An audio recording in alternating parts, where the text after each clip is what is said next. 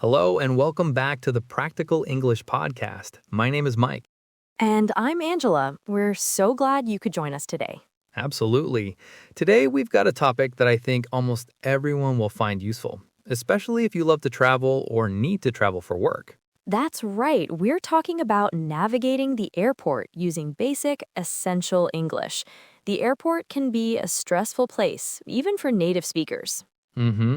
All the signs, the announcements, the different steps, it can be a lot. So our goal today is to give you the key words and phrases you need to get from the entrance to your departure gate smoothly and with confidence. Exactly. We'll break it down into stages starting from before you even leave the house. So, Mike, where do we begin? Let's start with booking and packing. Before you get to the airport, you need a ticket. When you buy your ticket, usually online, this is called booking your flight. You'll receive an e-ticket, which is an electronic ticket in your email. Right, and the company you fly with, like Delta or British Airways, is called the airline.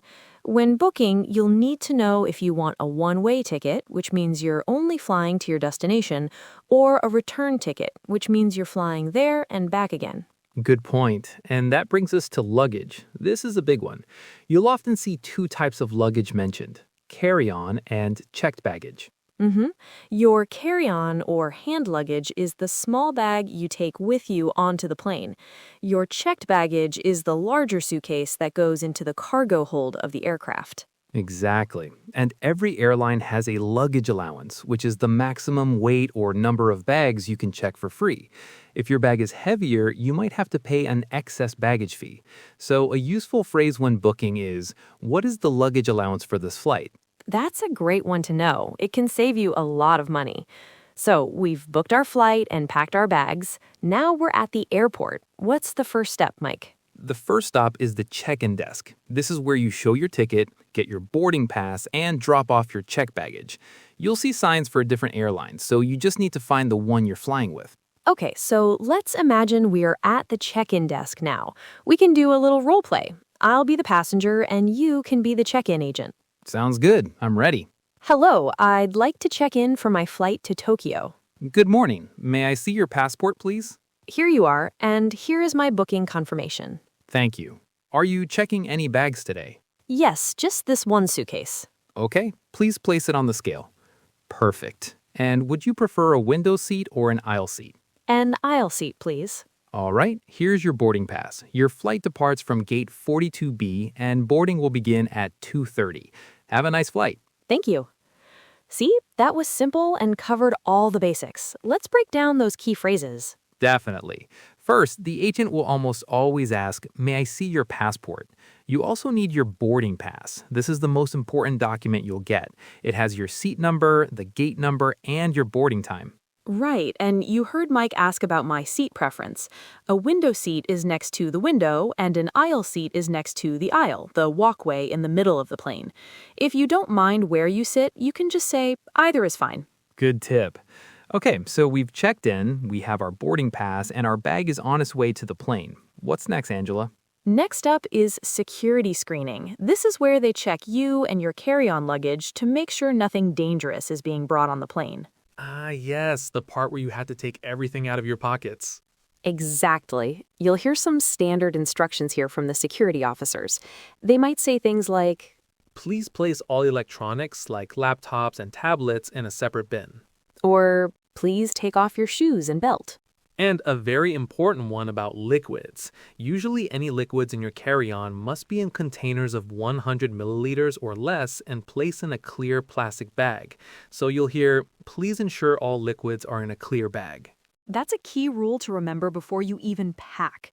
So once we're through security, we enter the departures area. This is a large hall with shops, restaurants, and most importantly, the gates. Right. The first thing you should do is find a departures board. This is a big screen that lists all the flights. You need to find your flight number or destination to check your gate number and the status of your flight. Let's talk about the flight status. You'll usually see a few key words here. On time means the flight is scheduled to leave at the correct time. Good news. The best news. You might also see delayed, which means the flight will leave later than planned. The board will usually show the new departure time. And then you might see boarding or go to gate, which means it's time to start heading to your gate to get on the plane. If you can't find your gate, a simple way to ask for help is, "Excuse me, can you tell me where gate 42B is?" Perfect. Okay, so we found our gate, we're sitting and waiting. What kind of announcements should we listen for? You'll hear them announce when boarding begins. They often board in groups or zones, so listen for your zone number, which is on your boarding pass. For example, we are now boarding zone 3. Right.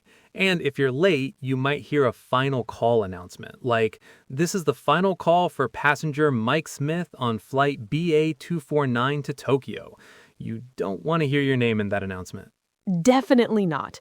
When it's your turn to board, you'll show your boarding pass and passport to the gate agent one last time. Then you walk down the jet bridge and onto the plane. Once you're on the plane, the cabin crew or flight attendants will greet you. You can ask them for help finding your seat. A simple phrase is, "Could you help me find my seat?" Mm-hmm. You'll need to put your carry-on bag in the overhead bin or overhead compartment above your seat. Then find your seat, sit down, and fasten your seatbelt. And once you're settled, you can relax. If you need anything during the flight, you can politely ask the cabin crew. For example, "Excuse me, could I have a blanket?" Or "Could I have some water, please?" Great examples. And that pretty much covers the whole process from check-in to takeoff. It does. Let's do a quick recap of the main stages. First, you arrive and go to the check-in desk. So our listeners have successfully navigated the departure process and enjoyed their flight. But what happens when they land? The journey isn't over yet. Then you go through security screening. After that, you find your gate in the departures area. And finally, you board the plane. By learning the key vocabulary for each of these steps, the whole experience becomes much, much easier. It really does. We hope this has been helpful for all our listeners out there with travel plans. Practice these phrases and you'll be navigating the airport like a pro in no time. That's all the time we have for today. Thanks for tuning in to the Practical English Podcast.